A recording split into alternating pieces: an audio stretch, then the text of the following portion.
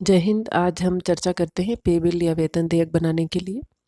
पे बिल या वेतन देयक जो हम अभी बनाना सीख रहे हैं ये प्योरली प्रशिक्षण के लिए या जो विभागीय परीक्षा होती है उसमें यदि ये प्रश्न आता है पे बिल का हल करने के लिए तो उसी के लिए ये काम का है।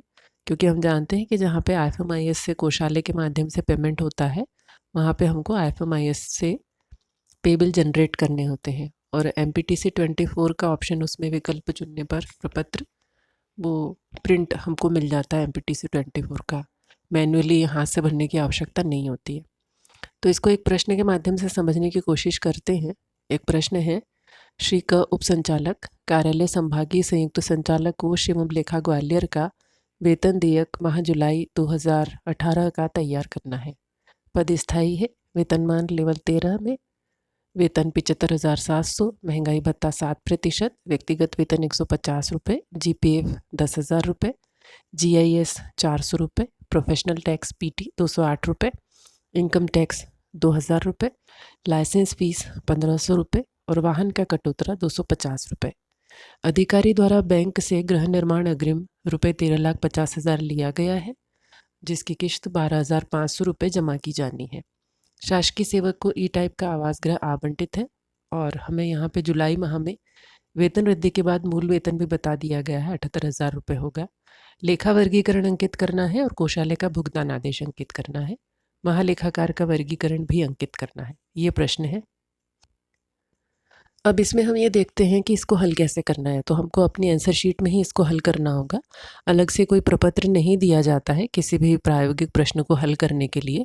तो जो हमारी आंसर शीट है उसमें इसको हल करना है। सबसे पहले ऊपर लिखा जाएगा स्थापना वेतन देयक। वेतन देयक को पारिभाषिक शब्दों में स्थापना वेतन देयक बोला जाता है, एस्टेब्लिशमेंट पे बिल।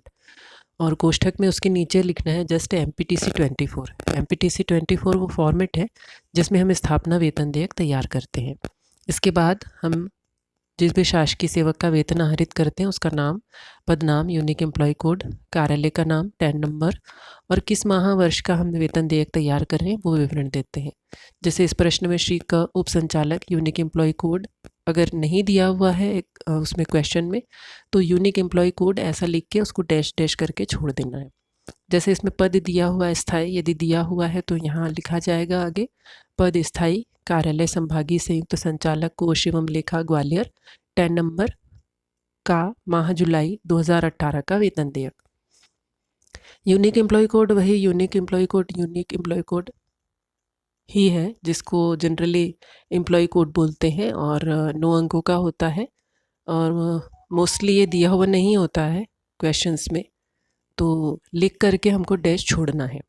और 10 नंबर भी नहीं दिया होगा तो कार्यालय का नाम लिख करके 10 लिख करके उसको डैश छोड़ देंगे।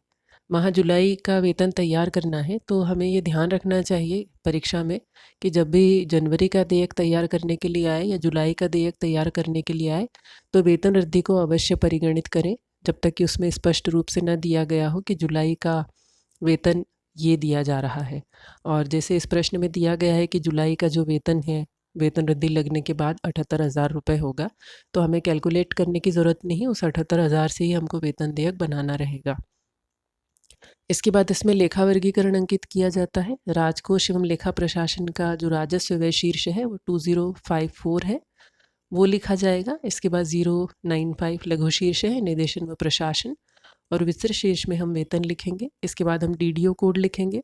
अगर एग्ज़ाम में नहीं भी दिया जाता है तो DDO कोड ऐसा लिख करके उसको डैश छोड़ना है। फिर हम वेतन की तरफ आते हैं।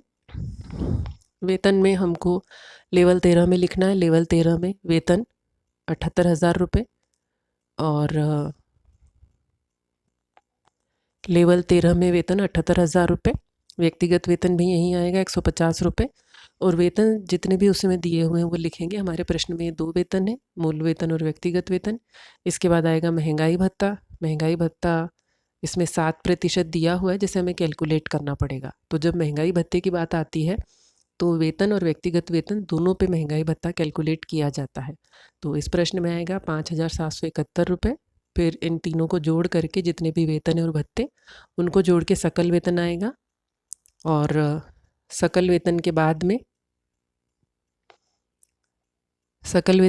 में हमको जो राशि प्राप्त हुई है उसमें से हमको एजी के कटौतरे घटाने होंगे। महालेखाकार के कटौतरे इसमें से घटेंगे और इस प्रश्न में हमको महालेखाकार का एक ही कटौतरा दिया हुआ है, सामान्य भविष्य निधि का अंशदान 10,000 रुपये, वो कटेगा।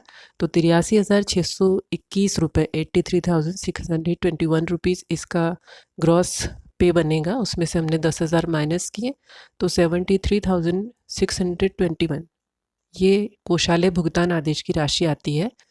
एजी कटौतरे घटाने के बाद में जो राशि आती है उस पर हम कोषालय भुगतान आदेश अंकित करते हैं। उतनी राशि का पेमेंट कोषालय के द्वारा किया जाता है, इसलिए उस तरीके से हम इसको लिखते हैं। इसके बाद हमें कोषालय कटौतरे घटाने होंगे। जीआईएस इसमें जो राशि कटेगी, समूह बीमा योजना या शासकीय सेवक बचत सह बीमा योजना जिसे कहा जाता है, EICSS 400 रुपये, प्रोफेशनल टैक्स या वृत्ति कर 208 रुपये, IT 2,000 रुपये, SLF ने शासकीय आवास यदि किसी शासकीय सेवक को आवंटित है और उसे निःशुल्क आवास की पात्रता नहीं आती है तो उससे जो किराया काटा जाता है उसे मानक अनुज्ञप्ति शुल्क, स्टैंडर्ड लाइसेंस फीस कहा जाता है और ये 1,500 रुपये कटेगी। वाहन का कटौतरा, जिन शासकीय सेवकों को वाहन आवंटित किया जाता है तो उनसे उस नगर की जनसंख्या के आधार पर 150 या 250 रुपये का कटौतरा पर मंथ किया जाता है। प्रश्न में हमको दिया गया 250 रुपये, तो हम इसको कटौतरे में लिखेंगे और इस प्रकार से जो राशि आएगी इन सभी को घटाने के बाद कोषालय कटौतरे, नेट पेबल अमाउंट आ जाएगा शुद्ध वेतन आ जाएगा 69,263 रुपये। तो ये जो शुद्ध वेतन आएगा इसके बाद में हम सिग्नेचर्ड DDO ऐसा लिखेंगे, DDO के सिग्नेचर उसमें कराने हैं। कार्यालय का नाम हमारे पास दिया हुआ है तो हम एक बार तो पूरा लिखेंगे, आहरण संवितरण अधिकारी या DDO, कार्यालय संभागीय संयुक्त संचालक कोष एवं लेखा ग्वालियर मध्य प्रदेश। इसके बाद में जहाँ भी हमें DDO का सिग्नेचर करना है, यहाँ पे बताना है, उस जगह हम DDO केवल लिख करके डैश डैश लगा के छोड़ सकते हैं। इसके बाद में लिखा जाएगा भुगतान प्राप्त SD DDO, भुगतान से संतुष्ट SD DDO। फिर इसमें लेफ्ट साइड पर तिरछे उसमें लिखा जाएगा अंडर रुपीज़, इसको शब्दों में ही लिखा जाता है और ये जो अंडर रुपीज़ लिखा जाता है नेट पेबल अमाउंट से 1 रुपया ज़्यादा होता है, तो ये लिखा जाएगा ₹69,264 से कम। चूँकि 263 है तो उससे 1 रुपया ज़्यादा, 264 से कम, इसे लाल स्याही से लिखा जाता है। परंतु यदि परीक्षा में केवल नीली स्याही का उपयोग करने के ही आपको निर्देश दिए जाते हैं तो आप इसको नीले से भी लिख सकते हैं, उससे ही लिखना पड़ेगा क्योंकि रेड पेन आपको अलाउ नहीं रहेगा। और इसे भी हमें सिग्नेचर कराने होंगे DDO से। इसके बाद में हमें निर्देशित किया गया है कि हमें कोषालय का भुगतान आदेश अंकित करना है। तो जो सकल वेतन आया है उसमें से एजी कटौतरे घटाने के बाद जो राशि आती है उस पे हम कोषालय भुगतान आदेश अंकित करते हैं और इसमें हम लिखेंगे कोषालय भुगतान आदेश ऊपर और ₹73,621 शब्दों में, अंकों में का भुगतान किया जाए, जिसमें से अब ये नेट पेबल अमाउंट आ जाएगा जो बैंक खाते में जाएगा या नकद में उसको किया जाएगा भुगतान। ये नेट पेबल अमाउंट आएगा इसके बाद में 69,263 रुपये और इसको हमें अंकों में ही लिखना है। ये बैंक खाते में या नकद में और शेष राशि पुस्तक अंतरण के द्वारा, बुक ट्रांसफ़र के द्वारा निम्नवत किया जाना है। अब हमको यहाँ पे हेड ऑफ़ क्लासिफिकेशंस बताने पड़ेंगे कि EICSS या GIS 400 रुपये, इसका जो हेड ऑफ़ क्लासिफिकेशन है वो 8,011 समूह बीमा योजना, PT 208 रुपये 0028 वृत्ति कर, IT 2,000 0021 आयकर, SLF 1,500 ये आवासन में जाएगा 0216 आवासन, और जो वाहन का कटौतरा या वाहन शुल्क होगा 250 रुपये वो संबंधित विभाग के प्राप्ति शीर्ष में जाता है। चूँकि हम कोष एवं लेखा का वित्त विभाग का बना रहे हैं जिसका प्राप्ति शीर्ष है 0070 अदर एडमिनिस्ट्रेटिव सर्विसेज, उसमें जाएगा। तो पेबिल के हिसाब से ज़रूरी नहीं है कि हम लेखा शीर्ष का मुख्य शीर्ष, लघु शीर्ष, विस्तृत शीर्ष करके पूरा लिखेंगे।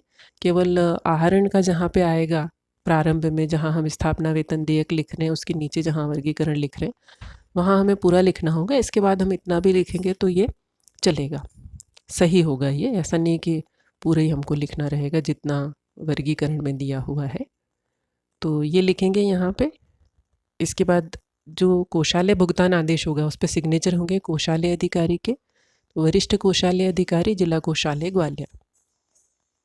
इसके बाद हमें महालेखाकार का वर्गीकरण अंकित करने के लिए भी बताया गया है।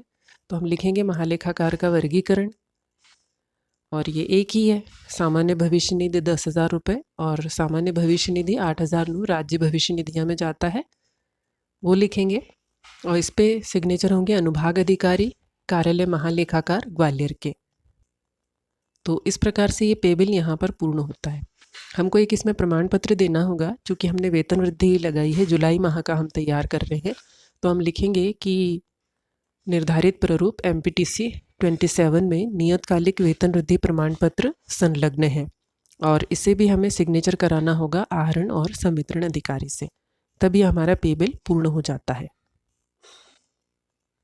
और इस प्रमाण पत्र को कहाँ पे अंकित करना है, तो जहाँ हमने भुगतान प्राप्त भुगतान से संतुष्ट कंप्लीट कर लिया है उसके अगले पेज पर, या यदि वहाँ जगह बचती है आपके पास में तो वहाँ आप वो प्रमाण पत्र लगा सकते हैं।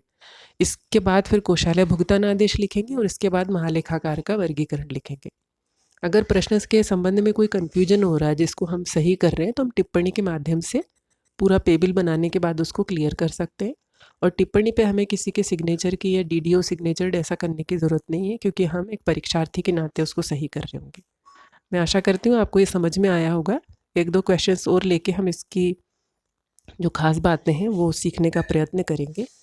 बहुत अच्छी तैयारी करें। जय श्री महाकाल।